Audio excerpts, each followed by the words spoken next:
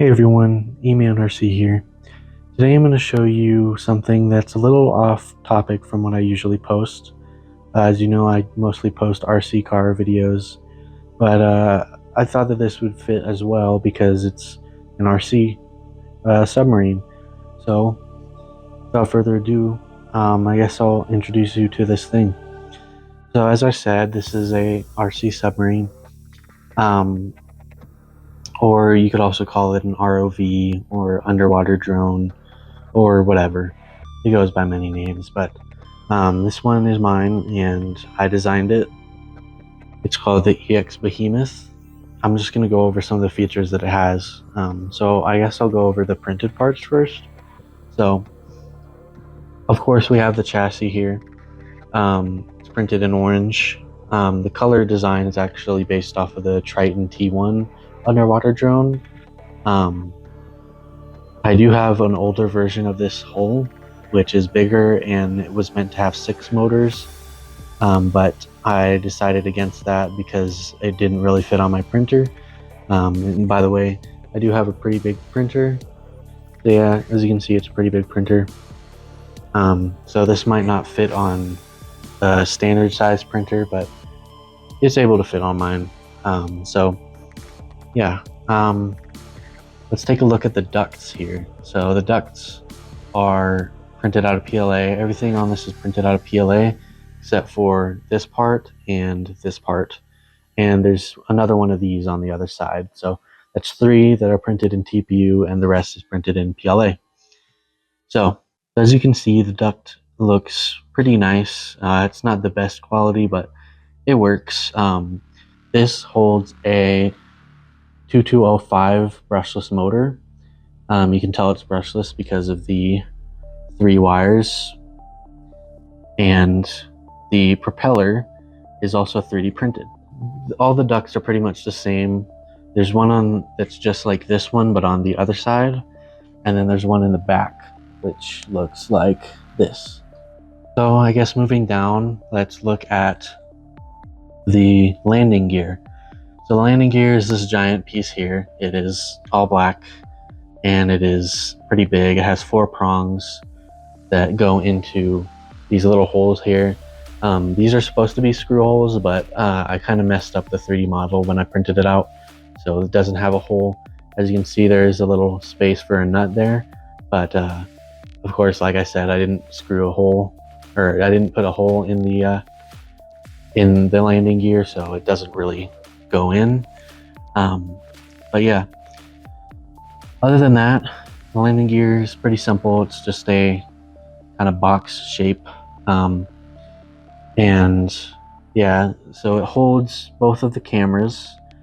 The camera over here is for the live view. So it is for the live view. What I used is a car backup camera. It was just one that I found on eBay. It's meant for a car, obviously, and it has live video, and it has a RCA cable and a power cable. So I will get to the cables later, but yeah, this one works pretty well. And then the one on this side is a GoPro style camera. It is an actual camera that can record. So it's not just for live view, it's for filming. Unlike the other one, which is just for live view. Next, I want to go over the lights. So as you can see, there are 2 diving lights that are pretty basic, just generic ones. These ones came with rechargeable batteries, which is nice. It's nice, but I'm just glad that I don't have to worry about the AA batteries and replacing those all the time. So yeah, that's pretty cool. And like I said, these are printed out of TPU so that they can conform around the flashlight, so it holds it in place pretty good. And then this piece back here is for stabilizing the lights, because without it, the lights would be curving inward and you wouldn't really be able to see anything. They're both the same light, if you can see that. Okay, next let's go over the net and the holder for it. It's a net for a fishing tank, so it's pretty small, but I think it will work really well for for my needs of just picking stuff up from under the surface. I think it's going to work really well. Of course, I should probably put a disclaimer that I did not test this out yet. I mean, I have tested it out in just this thing, but filled with water. And it is waterproof. I just need to get the weight right. This is a little bit too buoyant. I printed everything with 15% infill.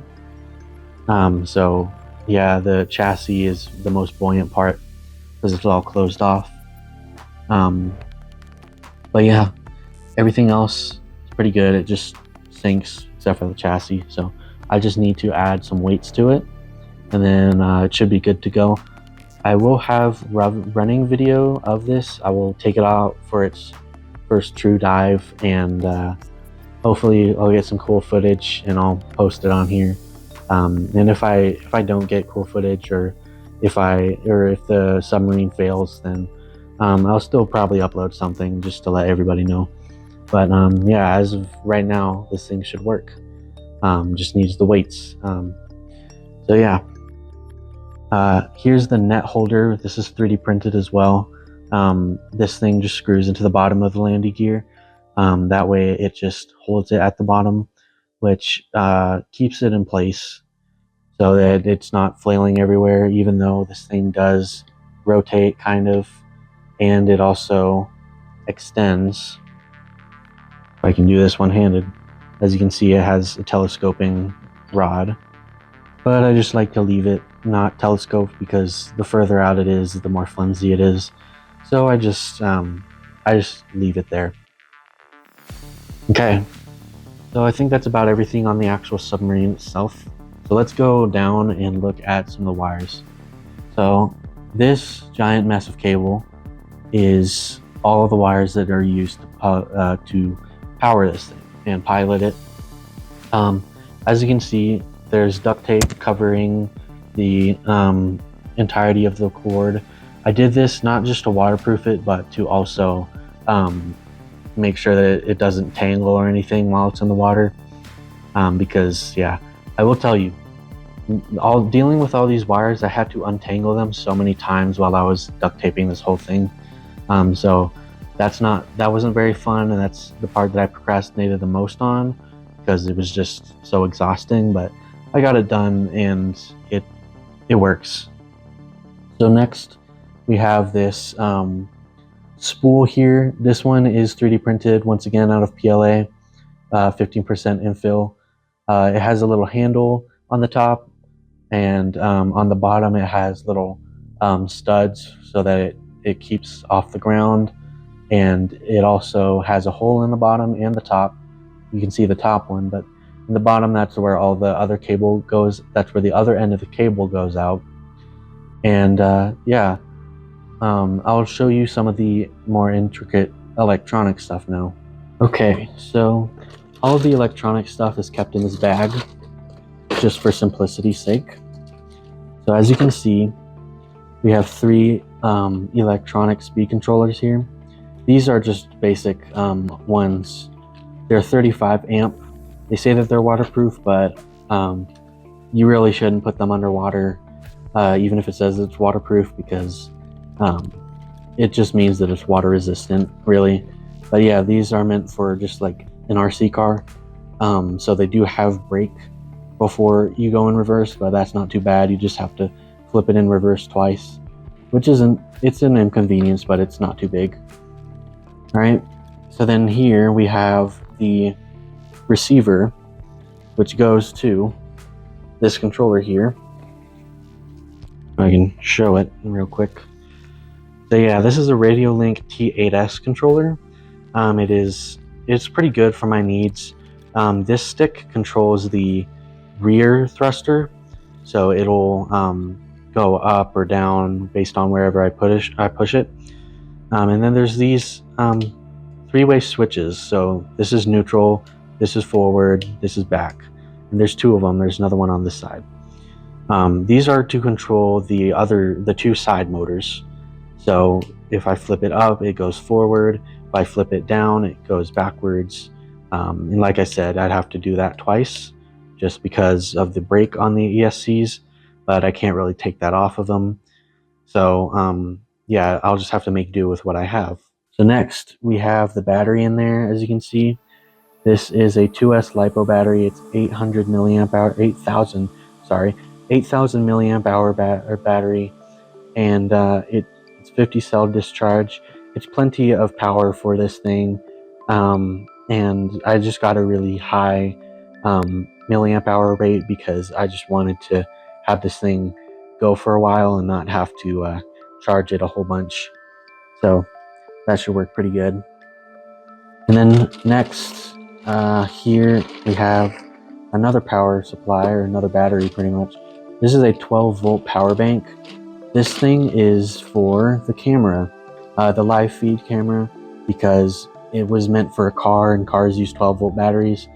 So I used this. It's a 3000 milliamp hour battery, but it does give out 12 volts of power, direct current, so that's really good.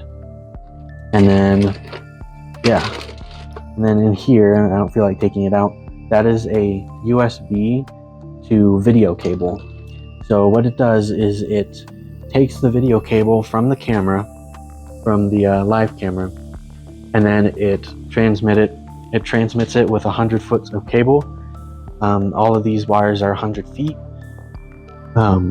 and it will convert it to USB so that I can see a live feed of it on my laptop. Something I want to show you about the receiver here is, as you can see, some of these wires are cut. Some of the red wires, they are cut. And that is because when you have multiple ESCs on one receiver, you can only have one that has the red wire still. This is because the red wire powers the receiver, and if you have multiple of them, it could overvolt or just simply not work. So that's how you have to modify it if you're running multiple ESCs. You can only have one that still has the red wire. The other two, you just keep the white and black wire for controlling. Otherwise, if you cut any of the other ones, then it will not work. So yeah, that's my RC Submarine. I will hopefully post some footage of this thing running soon. I will update you guys whether or not it works. Hopefully it works, and I'll be able to get some cool footage underwater.